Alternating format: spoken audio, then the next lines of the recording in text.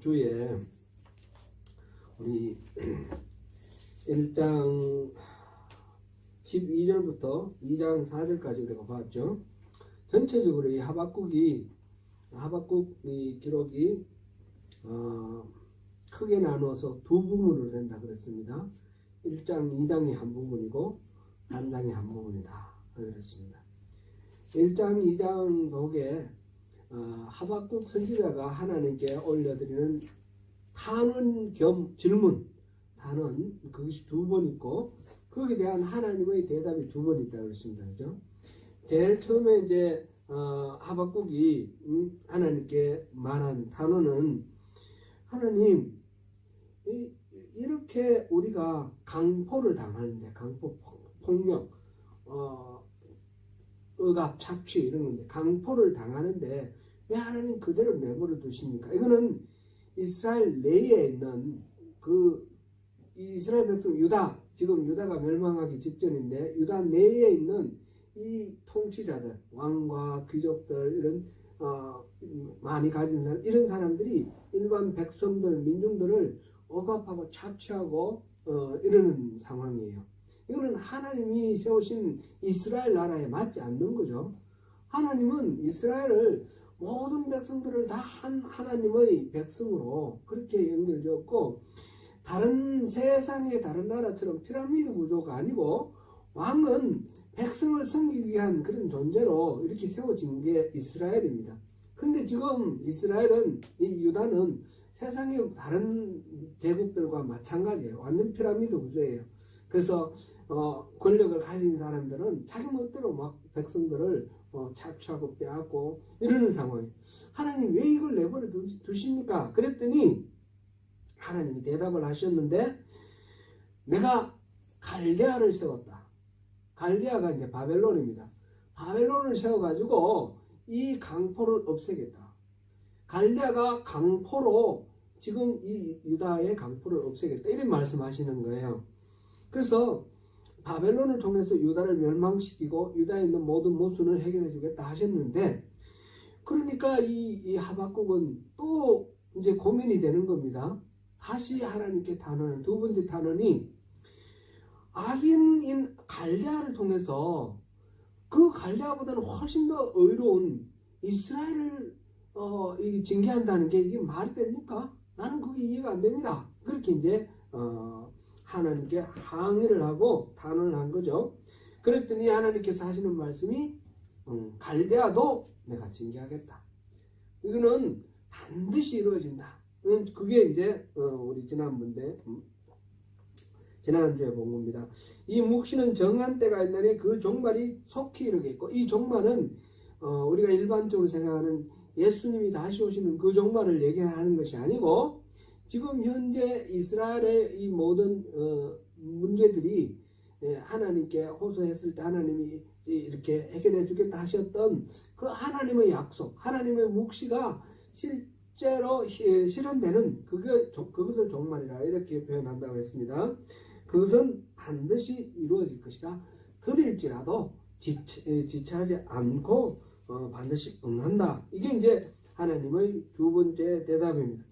두 번째 대답을 하시고 그 다음에 이제 5절부터 20절까지가 이 두 번째 대답에 대한 내용이다, 이렇게 볼 수 있겠습니다. 하나님이 그러면 갈대아에 대해서는 어떤 식으로 심판을 하고 징계를 하실 것인가, 그 내용입니다. 이 하나님의 이제 실질적인 징계에 들어가기 위해서 5절에서 이제 설명을 했는데, 5절에 갈대아의 특징입니다. 갈대아의 어떤 죄의 특징. 이 사람들은 그는 술을 즐기며 거짓되고 교만하여 가만히 있지 아니하고 소울처럼 자기의 욕심을 넓히며, 또 그는 사망 같아서 족한 줄을 모르고 자기에게로 여러 나라를 모으며 여러 백성을 모으나니. 이때 그는 갈대아죠. 갈대아의 특성을 크게 술을 즐기며 라는 말하고 소울처럼 욕심을 넓히며, 이렇게 이제 두 가지로 우리가 이제 대별해서 한번 먹을 수가 있겠습니다. 술을 즐긴다라는 것은 술은 우리가 적절하게 잘 활용하면 건강에도 좋고 또 잔치 분위기를 흥을 돋구는 그런 유용한 것이죠. 근데 이 술이라는 것은 그렇게 유용하게 쓰이는 것보다 과도하게 이렇게 사용됨으로 인해서 폐단을 일으키는 경우들이 많습니다. 특별히 이제 이 술 얘기를 하니까 그 생각이 나는데, 우리 한국 사람이 술 마시는 거하고 서양 사람들이 술 마시는 게 다르더라고요. 서양 사람들은 음식에 반주로 이렇게 술을 하고, 음료수가 물이 좋은 물이 없어가지고 특별히 이탈리아 같은 데인데 제가 가서 보니까 물이 좀 무석했어요. 그러니까 물을 못 먹고 저 생수를 사다 먹거나 아니면 포도주를 마시는 거예요. 그럼 포도주는 음료수예요, 음료수. 그 독일 같은 경우에도 물이 마실 물이 좋은 물이 없으니까 그래서 맥주가 발달한 거예요. 맥주는 주로 수도원에서 만들었어요.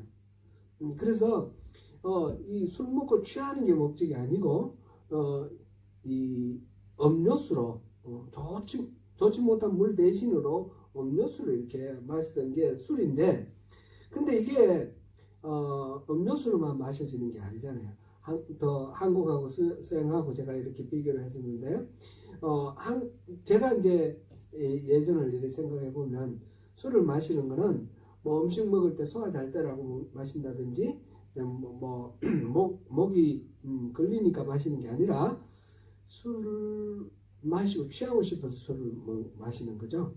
그래서 안주 겸 다른 음식을 먹는 거죠. 술이 주고 그 다음 나머지는 안 주고 이렇게 해서 술을 먹으면 취하는 게 보통이었고, 요즘은 술 문화가 많이 달라졌다고 그러긴 해요.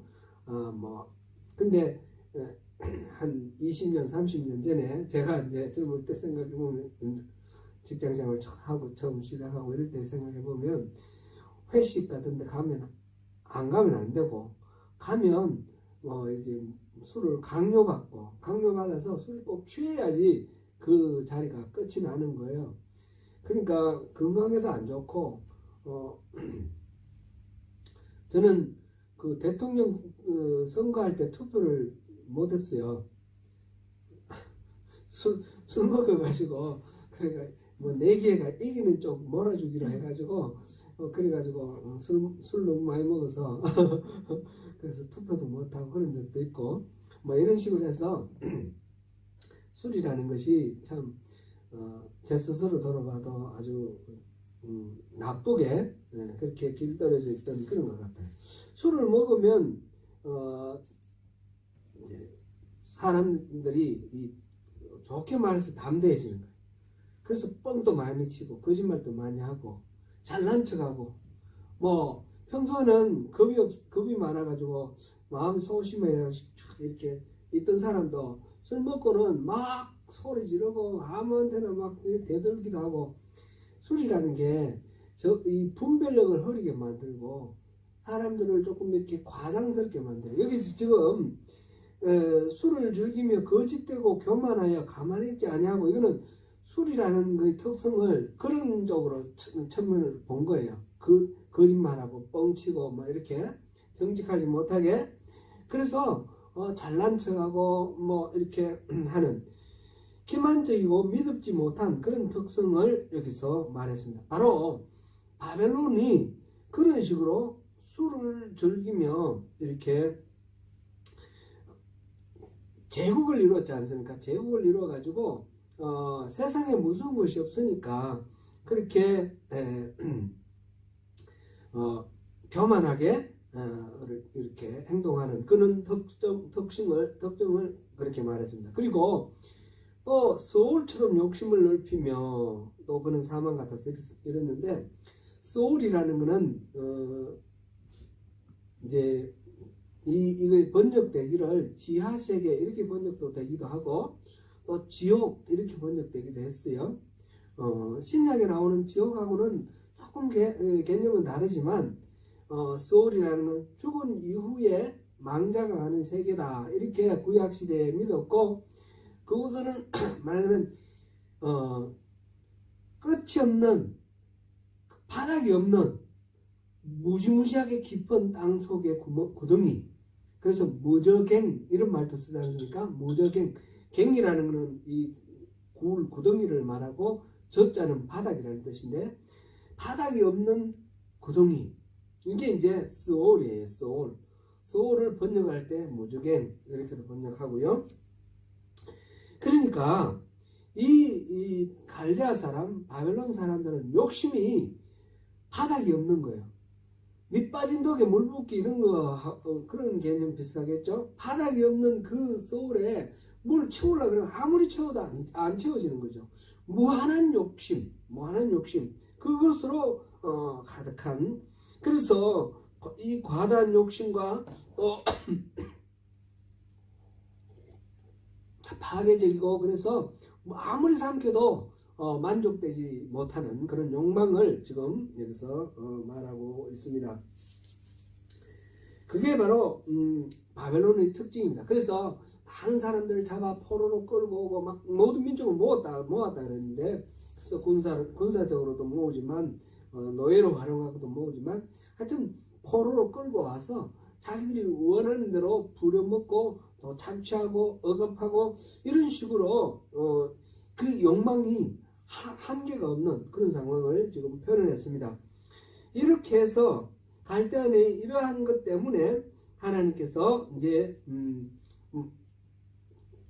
징계를 하시는데, 5가지 재앙이라고 그랬죠. 5가지 재앙이 쭉 나옵니다. 5가지 재앙이 나오는 거는 6절에 보면 중간에 화 있을진저라는 말이 나와요.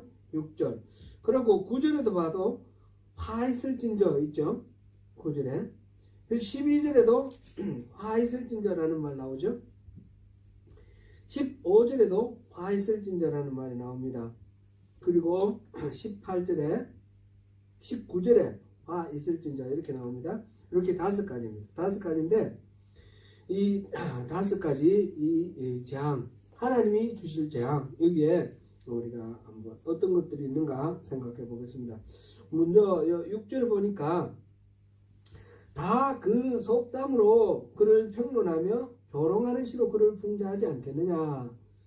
이제 이 바벨론에 대해서 속담이나 격언이나 풍자하는 시나 이런 뭐 말을 가지고 경구 같은 것들을 인용해서 바벨론을 평가를 하는데, 이거를 조롱하고 비웃고 이렇게 풍자를 해서 바벨론에 대해서 이야기할 거라라는 것이죠. 그렇게 얘기를 하면서 화 있을진저 곧 이르기를 화 있을진저 자기 소유 아닌 것을 모으는 자여 언제까지 이르겠느냐 볼모자는 것으로 무겁게 짐진 자여. 이렇게 하면서 이제 6절부터 20절까지 나오는데, 이 6절부터 20절까지의 이 말의 화자, 말하는 스피커가 누구냐라는 것에 대해서 먼저 한번 생각해 보면 좋겠습니다. 제가 일단 2장 1절부터는 두 번째 하나님의 대답이라 그랬어요. 그러면 이건 스피커는 하나님이다 그런 말씀이죠. 하나님 맞습니까? 이 두 번째 이 화답으로 나오는 말이 맞느냐 이런 거죠. 여기 보니까 하나님이 하시는 말씀이 그 무리가 다 6절 그 무리가 다 속담으로 그를 평론하며 조롱하는 시로 그를 풍자하지 않겠느냐. 곧 이르기를 화 있을진저 자기 소유 아닌 것을 모으는 자여 언제까지 이르겠느냐. 그러면 화 있을진저부터 하는 말은 누가 하는 말 같아요? 하나님이 하신 말이에요? 딴 사람이 하는 말이에요? 요 문장 구조를 보면 딴 사람이 하는 말입니다. 그죠? 딴 사람이 하는 말인데, 그 무리가 6절에 그 무리가 이렇게 풍자하겠다 그러면서 말하기를 화 있을진저라고 말한다는 거죠. 그러니까 그 무리들이 그렇게 말한다 이런 말인데, 근데 실제로 그 내용은 누가 하는 말이에요? 하나님이 하시는 말씀이에요. 네. 예를 들면 이런 거죠. 우리가 이를테면 제가 이제 뭐 말을 주장하기 위해서 한번 여러분들 한번 생각해 보세요. 길 가는 사람 다 막아놓고 한번 물어보세요. 내가 잘했나 잘못했나? 다 내 말이 맞다 하지 않겠습니까? 제가 이렇게 말을 했습니다. 그러면 내 말이 맞다라고 하는 말은 길 가는 사람이 말을 하는 말입니까? 제가 하는 말입니까? 길 가는 사람을 그냥 빗대어서 제가 하는 말입니다. 그죠? 길 가는 사람이 다 물어보세요. 내 말이 맞아요. 이 내 말이 맞다라고 내가 말하는 거예요. 지금 여기서 이 문장의 내용이 그런 겁니다. 화 있을 진저라고 하는 말은 그 무리들이 이렇게 말하지 않겠느냐 하면서 하나님이 하시는 말씀이에요. 그래서 스피커가 그 무리라고 하는 사람들도 있고 하나님이시다라고 하는 그런 말도 있어요. 그 무리가 스피커라고 하는 사람들의 주장 가운데는 이러기를 다음에 인용되어 있는 것도 있고 또 쭉 내려가다 보면 14절에 보면 여호와의 영광을 인정하는 것이 세상에 가득함이니라 이렇게 말을 했고 또 16절에도 여호와의 오른손이 자니 내게로 돌아올 것이다 이렇게도 말했고 또 20절에 오직 여호와는 그 성전에 계시니 이런 말도 있어요. 그러니까 하나님 자신을 말하면서 내가 이렇게 말 안 하고 여호와 이렇게 말할 리가 있느냐. 그러니까 그 무리가 그런 말을 했다 이런 뜻이고 그렇게 이제 주장을 하고 있고요. 그렇지만 하나님께서 그 무리의 입을 빌어서 하나님이 그렇게 말씀하시는 거다. 이렇게 보면 오히려 더 정확하겠습니다. 그래서 요는 제가 말씀드린 대로 2장 1절부터 2장 20절까지는 하나님의 두 번째 응답이시다. 이렇게 우리가 보면 되겠습니다.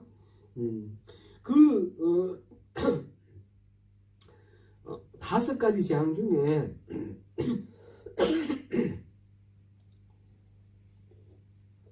분류를 해보면 다섯 가지 다 각각이라기보다는 한 세 가지로 분류가 되는 것 같아요. 첫 번째로는 첫 번째 화 있을진저하고 두 번째 화 있을진저 여기서 나오는 것으로 자신의 욕망을 위해서 부당하게 남의 것을 빼앗는 그런 것을 말하고 있어요. 첫 번째 화 있을진저 보니까 6절에 자기 소유 아닌 것을 모으는 자여 이렇게 되어 있습니다. 언제까지 이러겠느냐? 볼모 잡은 것으로 무겁게 짐진 자여. 볼모는 뭐예요? 볼모.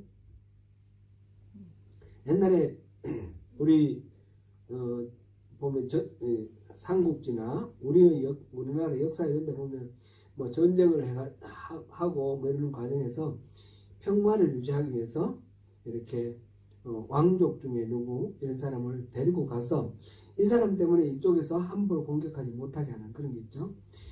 우리가 조선시대에 보면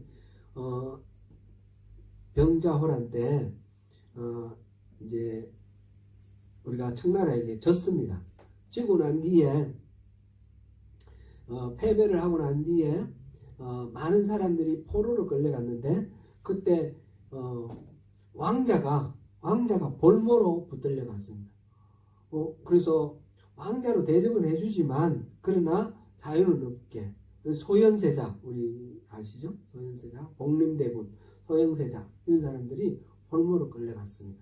그래서 조선이 함부로 청나라한테 덤비지 못하게 한다 이런 것으로 이렇게 했습니다. 그런 식으로 볼모로 붙들려간 포로죠. 포로. 그래서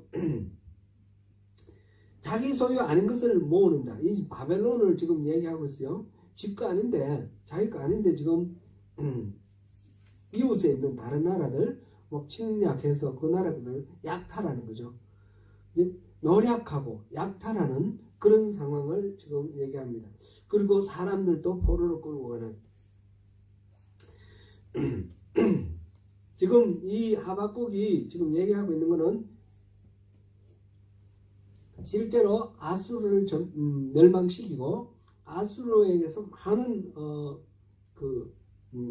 노량물을 뺏어가고 그 다음에 사람들을 포로로 끌고 가고 그런 것을 기반으로 하고 있고 이 유다도 앞으로 그렇게 할 거예요. 그죠? 그렇게 할 건데 그러한 특성을 가지고 있는 이 바벨론의 이 침략성 폭력성 이거를 지금 이야기를 하고 있습니다. 그렇게 하면 너를 억누를 자들이 갑자기 일어나지 않겠느냐? 너를 괴롭힐 자들이 깨어나지 않겠느냐? 지금 바벨론이 막 다른 민족을 막 억눌렀어요. 억눌렀는데 조금 있다가 이 너를 억누르는 그들 중에 또 다시 너를 억누를 자가 나올 것이다 이런 거죠. 괴롭힘을 당하는 자들이 너를 괴롭힐 자들이 되어서 다시 나올 것이다.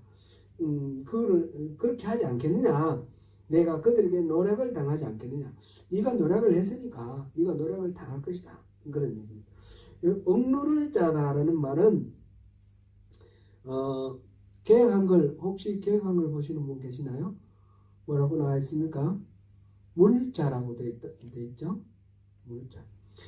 그래서 너를 물자들이 나올 것이다. 이렇게 자기 소유 아닌 것을 모으는 자, 착취하고 하는 것들 이런 것들에 대해서 지금 하나님께서 화했을 것이다. 지금 이 성경 하박국은 꼭 바벨론에 대해서만 계시하는 거다 볼 수 없겠죠. 그건 역사적 2500년 전에 있었던 그거를 가지고 성경으로 이렇게 우리가 읽고 할 때는 하나님께서 한 가지 그 역사적 사실만을 얘기하는 것이 아니라 그것을 계기로 해서 우리 인간사에 있는 모든 일들에 대해서 하나님은 이런 마음을 갖고 있다는 것을 보여주시는 거예요. 이렇게 강탈하고 빼앗고 사람들을 포로로 잡아가고 착취하고 억압하는 이런 성격을 가진 일에 대해서는 하나님께서 똑같이 그렇게 갚아주신다는 그 이야기죠. 우리가 오늘날의 경우에도 자기 소유 아닌 것을 이렇게 모으는 그런 경우들이 많이 있습니다.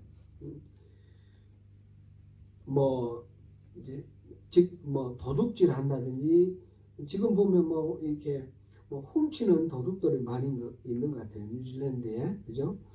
최근에 보니까 그런 차로 가지고 가서 유리창을 박아가지고 파괴하고 막 그리고 훔쳐가는 청소년들이 그런다고 그러네요. 몇 명 있다고 그래요. 몇 명.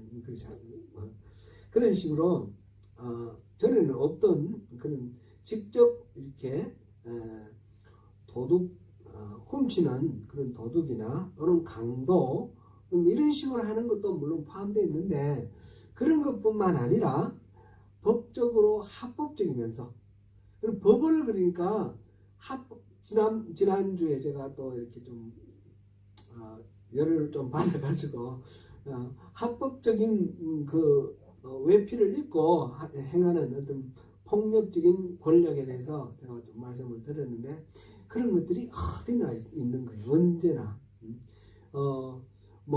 어떤 정치적인 주체가 누구냐 상관없이 계속 있어 왔고 그것을 하나님께서 계속해서 안타까워하시고 그것에 대해서 반드시 벌을 주시겠다라고 말씀을 하시는 거예요.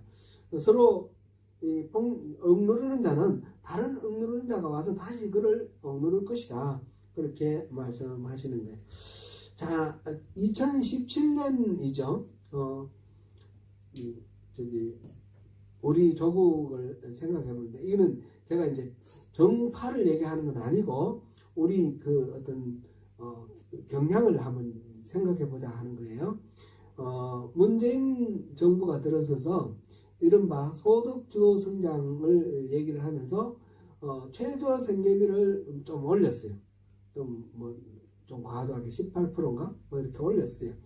그랬는데 그때 신문이나 방송이나 모든 곳에서 이 최저 생계비 올리는 것에 대해서 이렇게 공격을 하고 막 그랬는데 그때 제가 뉴스에서 이렇게 듣고 나중에 이제 또 다른 사람들이 또 무슨 얘기를 하는 걸 이렇게 들었는데 기억나는 게 하나가 있어요.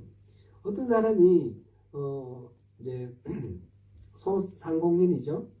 내가 30년 동안 데리고 있던 직원을 어쩔 수 없이 내보냈다. 그렇게 말을 했어요. 이 최저 생계비가 올라서 어쩔 수 없이 내가 감당할 수 없어서 내보냈다고 했어요.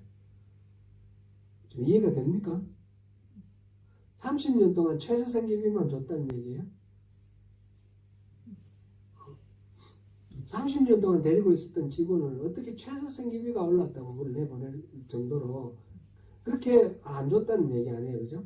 그러니까 이 좀 같이 이 노동을 통해서 잉여를 창출하고 그랬기 때문에 노동을 제공하는 사람들에게도 적절하게 보상을 해야 된다. 그런 감이 있어야 되는데 그것이 없는 거예요. 제가 이제 요즘 알바를 하는데 최저 생계비보다는 조금 높은 것 같아요. 조금 높은데 이렇게 주는데 최근에 오클랜드 카운슬에서 이거를 보조해주는 거를 $2인가 뭐 이렇게 보조를 해줬어요. 올려주라고 했는데 저는 스쿨버스를 하기 때문에 해당이 안 되니까 못 올려준다는 거예요. 안 올려준다는 거예요. 이런 걸 보면서 이 사람들 정말 자본을 가진 사람들은 생각들이 정말 돈밖에 생각 안 하는구나 그런 생각이 들었어요. 굉장히 저는 이렇게 차별받는다는 그런 느낌 들고 일할 의욕이 떨어지는 거예요. 똑같은 시간에 일을 하는데 이 시내버스 하는 사람들은 올려주고 시티 카운슬에서 올려줬으니까 근데 스쿨버스 하는 사람들은 안 올려준다는 거예요. 이제 이 예를 들어서 제가 말씀을 드리는 건데 이것을 모든 것들을 이걸 함께 나눈다라는 그런 관념이 필요한데 그런 것들을 생각하기 참 어렵습니다. 지금 여기서 첫 번째 화 있을진저 이거는 자기 소유 아닌 것을 모으는 자라 그랬는데 강도하고 도둑하고 이런 것만 말하는 것이 아니라 함께 나누는 것이 마땅함에도 불구하고 나누지 않는 그런 경우도 포함됩니다. 그 다음에 그렇게 됐을 때 누르는 자 뭐 이런 사람들이 괴롭힐 자들이 깨어나서 너들을 그렇게 징계할 것이다. 8절에 그렇게 나와 있죠. 여러 나라를 노력하였으므로 그 모든 민족의 남은 내가 너를 노력하리니 이는 내가 사람의 피를 흘렸으며 또 땅과 성읍과 그 안에 모든 주민에게 강포를 행하였으며 그렇게 남을 노력했으니까 남은 자들이 다시 너희들을 노력하는 그런 일이 일어날 거다. 그런 식으로 하나님이 징계를 하시겠다는 거예요. 바벨론에 대해서. 실질적으로 BC 539년에 페르시아가 바벨론을 멸망시켰습니다. 바벨론을 멸망시키고 바벨론이 아수르를 그렇게 약탈했던 것처럼 이 페르시아에 의해서 바벨론도 약탈을 당하죠. 그렇게 되었습니다. 그 다음에 9절부터 나오는 이 두 번째 화 있을진저 그 이전에 제가 강포라는 말은 지난주에 우리가 똑같이 봤죠. 강포는 폭력이라는 뜻입니다. 제가 이거 찾아보니까 이 히브리 말로 하마스예요. 하마스라는 말이 요즘 뉴스에 많이 나오기 때문에 제가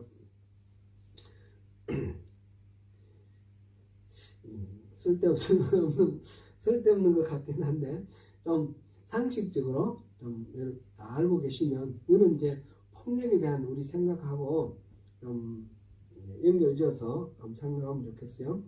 하마스가 뉴스에 많이 나오는 것은 팔레스타인 무장 투쟁 기구의 이름이 하마스입니다. 이슬람 저항 운동이고요. 그 원래 뜻은 알라를 따르는 헌신과 열정, 힘과 용기 그런 뜻이라고 합니다. 그러니까 히브리 말로 하마스와 같은 건 아니에요. 그죠? 완전 뜻은 다릅니다. 그런데 이거는 아랍어고 히브리 말로는 이제 히브리 말이고 히브리 말 하마스하고 이 아랍어로 축약한 말이에요. 줄임말이에요. 줄임말인데 이 일컬어지는 하마스하고 뜻이 좀 이렇게 통하는 것 같아요. 이 하마스는 말하면 폭력적인 무장 투쟁 기구예요. 무장 투쟁. 이거는 이 팔레스타인이 원래 아라파트 때 PLO라는 게 있었지 않습니까? 팔레스타인 해방기구. 거기에서 테러하고 그 올림픽 선수들 납치하고 이런 것도 있었잖아요. 유명하죠. 근데 1993년에 유엔에서 자치정부를 승인을 했고, 그래서 아라파트가 자치정부의 수반으로, 그러니까 무장투쟁을 포기를 하고 평화적으로 이스라엘과 공존하기로 했습니다. 공존하기로 해서 이 팔레스타인 자치기구가 지금 유엔의 observer 국가로 이렇게 유엔 회원국은 아니고요. 완전한 자치국가로 인정 못 받아가지고 회원국은 아니고 observer국으로 되어 있습니다. 그런데 이 팔레스타인의 아라파트가 평화적으로 돌아서는 데 대해서 반대를 해서 안티파타 운동이 일어나면서 여기서 하마스라는 단체가 생겼습니다. 하마스는 그러니까 폭력 투쟁을 계속 하자는 거죠. 폭력 투쟁을 계속 하자. 그래서 지금 보면 이스라엘에 보면 요르단 산지구하고 가자 지구가 있는데 요단강 산지구에는 지금 파타당이 거기서 팔레스타인 자치행정부를 만들어서 팔레스타인 그 자치정부가 이루어졌습니다. 근데 가자 지구는 하마스가 점령을 했어요. 그래서 하마스가 계속해서 무장투쟁을 합니다. 뉴스에 많이 나오는 거는 가자 지구하고 이스라엘하고 전쟁하는 거예요. 계속해서 끊임없이 지금 계속해서 전쟁을 하고 있죠. 참고로 하마스라는 말이 이제 제가 연관이 있는 것 같아서 말씀을 드렸습니다. 두 번째 재앙은 구절을 보니까 재앙을 피하기 위하여 높은 데 깃들이려 하며 자기 집을 위하여 부당한 이익을 취하는 자에게 화 있을진저. 높은 데 깃들이려 하는 것, 이거는 이제 두 가지 의미를 다 가졌다고 볼 수 있습니다. 하나는 물리적인 거, 하나는 비유적인 거. 물리적인 거는 이제 높은 데 깃들인다. 높은 데 깃들이는 거는 유럽을 여행을 해보시면요. 차를 타고 쭉 가면 산꼭대기에 도시들이 있는 경우를 많이 봐요. 아시시 같은 거, 그것도 그렇지만, 제가 이제 가서 되게 아름다운 도시 구경했던 산마리노, 이런 데는 산꼭대기에 성이 있어요. 성이 있고, 도시가 있어요. 중세 도시들은, 유럽의 중세 도시들은 주로 산꼭대기에 있었습니다. 산꼭대기 있는 그 도시를 중심으로 해서 주변의 평야는 말하는 영지로 이렇게 농노들이 농사를 짓고 그랬죠. 왜 그랬습니까? 전쟁이 잦으니까. 전쟁으로부터 안전을 지키기 위해서는 높은 산에 이렇게 성을 쌓아놓으면 들어오기가 어렵지 않습니까? 우리나라도 보면 옛날에 고구려 시대, 그다음에 고려 시대, 조선 시대 보면 산성이 있어요. 산성. 방어를 위해서 주로 이렇게 하는 데는 산성이었습니다. 산성. 서양의 캐슬하고 또 다르게 이 동양에서 이 산성이 있는데, 그렇게 산 높은 곳에서 성을 짓고 아까 말씀드린 명자울한테 보면 남한 산성에 가서 이렇게 저항하고 하지 않습니까? 그런 식으로 안전을 지키려고 하는 그런 경향. 그렇게 직접적인 표현도 있고, 그 다음에 높은 달에 올라가면 함부로 못 건드리잖아요. 그죠? 그래서 높은 권력을 의미하는 그런 비유적인 표현이기도 합니다. 그 다음에 자기 집을 위하여 부당한 이익을 취하는 자. 자기의 집의 이익을 위해서 사회 속에서 부당하게 이익을 취하는 것, 이것도 뭐 개인이 취하는 거나 집을 위해 취하는 거나 마찬가지겠죠. 이런 것들이 많이 있겠죠. 요즘 청문회 같은 거 어떤 공직자들, 고위공직자들 청문회 하는 거 보면 여러 가지 문제들이 이제 많이 이렇게 노출되고 그러는데, 많이 보는 게 부당 불법 전입 이런 게 있어요. 그죠? 위장 전입, 이렇게 주소만 옮겨 놓는 거. 그랬을 때 그 이유들 대개가 뭔가 하면 애들 학군 좋은데 이제 보내려고, 학교 좋은데 학군 좋은 학교 보내려고 주소만, 실제로 그거 거주하지 않으면서 주소만 올려놓는 위장 전입 이런 것들이 많이 나옵니다. 그랬을 때 그 후보자들이 하는 말이, 우리 자녀들을 잘 공부시키고자 하는 부모의 마음을 이해해달라 막 그러는데, 권력 있고 돈 있는 사람들은 그렇게 할 수 있고 모든 사람이 다 그렇게 할 수 있는 게 아니잖아요. 사람들로 하여금 좌절감을 느끼게 하는 그런 말인데, 그것도 너무 당연하게 그렇게 얘기해요. 이 가정을 위하여 부당한 이득을 취하는 여러 가지 유형 중에 그런 것들이 생각납니다. 그 다음에 10절 보니까, 내가 많은 민족을 멸한 것이 내 집에 욕을 부르며, 이게 이제 다른 많은 민족들을 멸망시켰으니까 너희 집에 욕을 부르는 결과가 될 거다. 이때 욕을 부른다는 것은 원래 의미로 따지면 생명을 빼앗아간다 그런 뜻입니다. 단순히 이제 뭐 손가락질하고 욕하고 이런 의미가 아니라 생명을 빼앗아간다 그런 뜻입니다. 생명을 파괴한 것에 대한 보응으로는 생명이 빼앗긴다는 거죠. 내 영혼에게 죄를 범하게 하는 것이 되었다 그랬습니다. 11절에 보니까 담에서 돌이 부르짖고 집에서 들보가 응답하리라. 그러니까 이 집에 담을 쌓고 들보를 이렇게 해가지고 집을 짓는 것은 뭡니까? 그곳에 안전하게 피하려고 그렇게 짓는 것 아닙니까? 그런데 실제로 집이 무너지면 그 들보 밑에 깔려 우리가 죽는 겁니다. 담이 무너지면 담 밑에 깔려 죽습니다. 담이 말한다, 들보가 말한다, 이건 자체가 그것 자체가 하나의 저주의 그런 도구가 될 거다 그런 말이죠. 제가 크라이스트처치에서 지진을 당했는데 보니까 석조 건물, 돌로 가지고 이렇게 짠 그런 건물, 그다음 콘크리트로 한 건물들은 다 무너졌어요. 나무로 한 거는 안 무너졌어요. 이게 삐걱삐걱하면 흔들리는데, 나무와 나무 사이에는 이게 결합된 부분이 삐걱삐걱하고 그대로 있는데, 돌과 돌 사이에는 이 세면을 발라놓은 게 이게 깨지면서 무너지는 거예요. 처음 이 석조로 만들고 또 이 콘크리트로 만들 때는 이것이 나무로 만드는 것보다 훨씬 더 튼튼하다고 생각했겠죠. 근데 튼튼하다고 생각한 그것 때문에 사람들이 사망자는 다 석조 건물, 콘크리트 건물에서 나왔어요. 168명이 죽었는데 그 죽은 사람, 목조 건물에서 죽은 사람은 거의 없어요.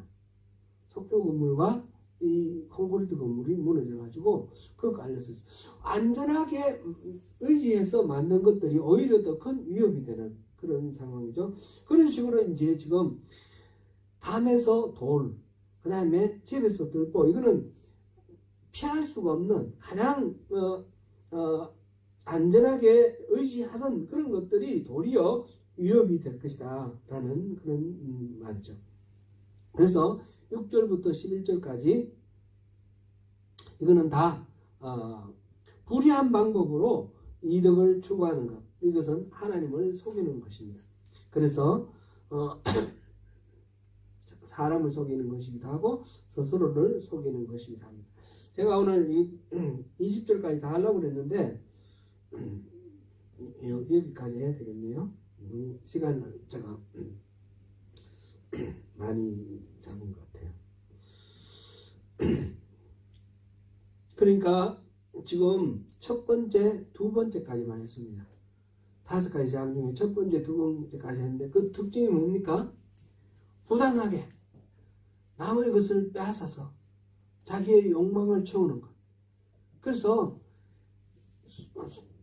자기 가족, 자기 가문, 이 자기들만 이익을 채우고, 그렇게 되면 상대적으로 좀 거리가 먼 다른 사람들은 오히려 자기가 마땅히 누릴 것까지 빼앗게 되는 거죠. 그게 이제 바벨론을 통해서, 바벨론이 바로 그런 짓을 했고, 그것을 통해서 우리가 오늘날 살아가는 삶 속에서도 이런 것들은 하나님으로부터 반드시 징계를 받는다라는 것을 네, 이해를 해야 되겠습니다. 하나님께서 지금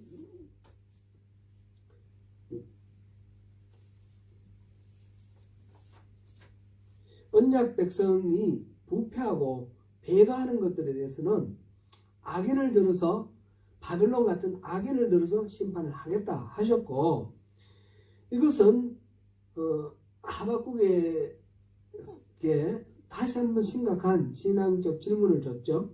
이건 우리들에게도 마찬가지입니다.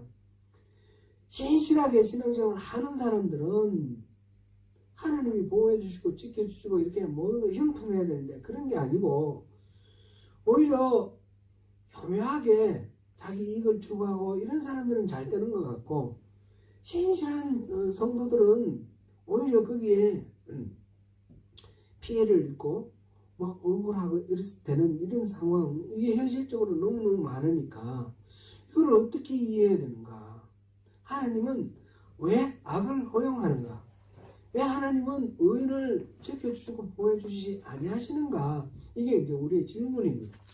그런데 하나님께서는 우리 눈에 지금 명쾌하게 시원하게 다 안 보인다고 해서 속단하지 말라는 거죠. 그 악인에 대해서는 반드시 하나님의 그 묵시의 때, 그 종말의 때가 올 텐데 그 지체하지 않을 것이고, 그럴 때 그들은 반드시 벌을 받을 것이다 라는 것입니다. 우리가 그것을 우리 눈으로 못 보더라도 하나님은 이 신실하신, 하나님은 성실하시고 신실하신 분이시라는 것을 우리가 신뢰하고 믿고, 그들에 대해서는 신경 쓰지 말라는 겁니다. 다만 우리 안에 그런 허물과 죄가 없는지 그걸 바라보고 또 이렇게 해결을 하며, 그런 문제들이 그렇다고 해서 나 혼자만 내 개인의 어떤 신앙으로 나 혼자만 하나님 앞에 잘 보면 되는 거다, 이런 거는 또 아니에요. 하나님의 성실하심으로 우리가 성실하게 살아가자라는 겁니다.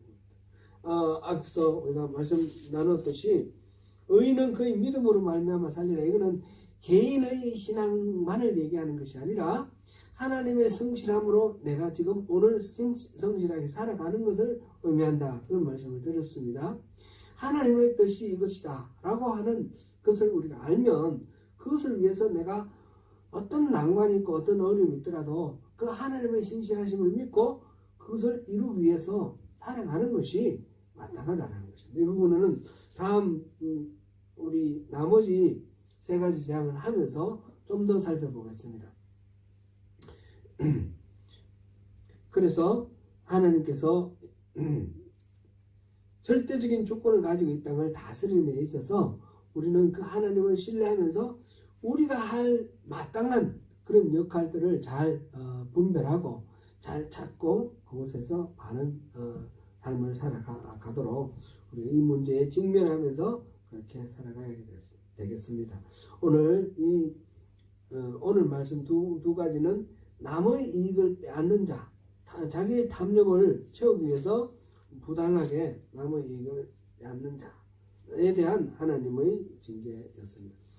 술 취한다라는 것으로 이렇게 대표됐는데, 기만적이고 믿음지 못한 그런 삶, 서울처럼 욕심이 한이 없는, 욕망이 파괴적이고 만족할 줄 모르는 그런 이 바벨론 갈대아 사람을 통해서 우리 자신의 내면을 더 점검하고 우리가